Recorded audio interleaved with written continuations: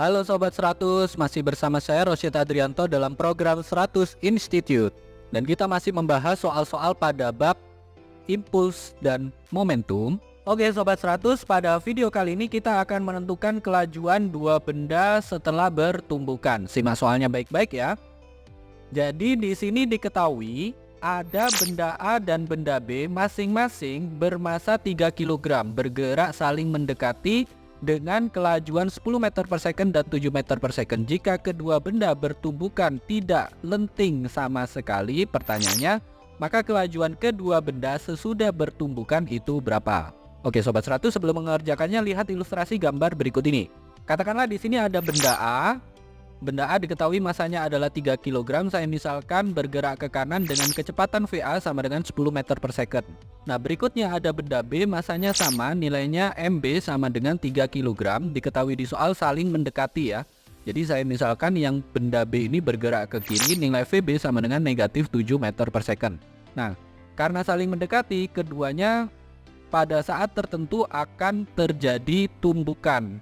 Nah tumbukan yang terjadi itu tumbukan tidak lenting sama sekali, sehingga setelah bertumbukan kecepatan kedua benda itu sama. Saya misalkan V aksen. Nah ditanya nilai V aksen ini.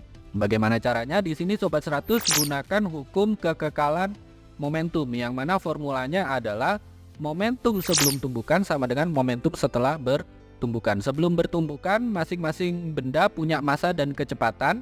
Jadi momentum sebelum tumbukan itu adalah MA kali VA ditambah MB kali VB. Nah setelah bertumbukan keduanya ini bergerak dengan kecepatan yang sama. Maka setelah bertumbukan ini masanya dijumlahkan kalikan dengan V aksen. Sehingga kita tuliskan di sini yaitu MA kali VA ditambah MB kali VB sama dengan MA tambah MB dikalikan V aksen. Kita masukkan angka ya Sobat 100. Massa A adalah 3 kg, VA adalah 10 meter per second. Massa B adalah 3 kg, VB adalah negatif 7 meter per second.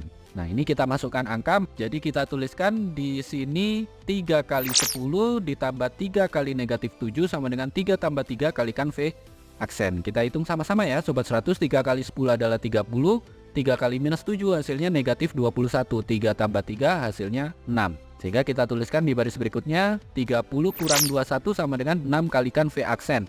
Yang di ruas kiri kita hitung dulu, 30 kurang 21 hasilnya 9.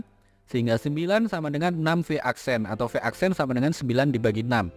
9 dibagi 6 kita peroleh nilai V aksen itu sama dengan 1,5 meter per second. Ini jawabannya ya Sobat 100.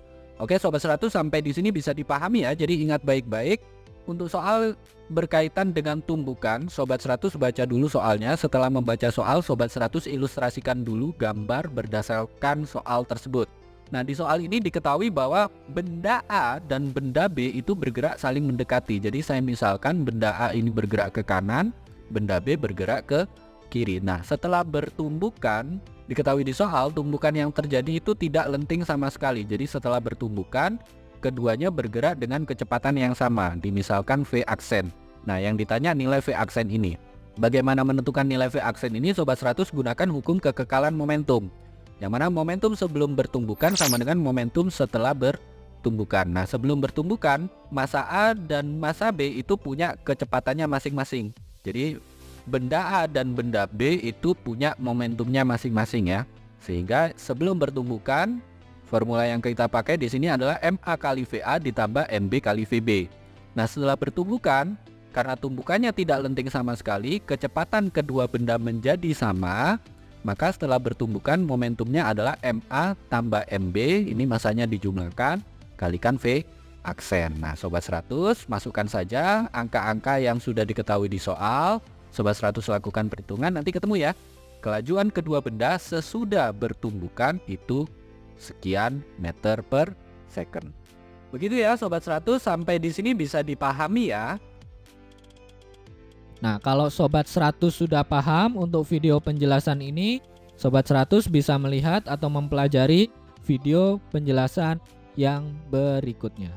Lalu, untuk pertanyaan atau soal-soal berkaitan dengan mata pelajaran matematika, fisika, kimia, Mandarin atau English, Sobat 100 bisa tanyakan soalnya di aplikasi tanya jawab soal.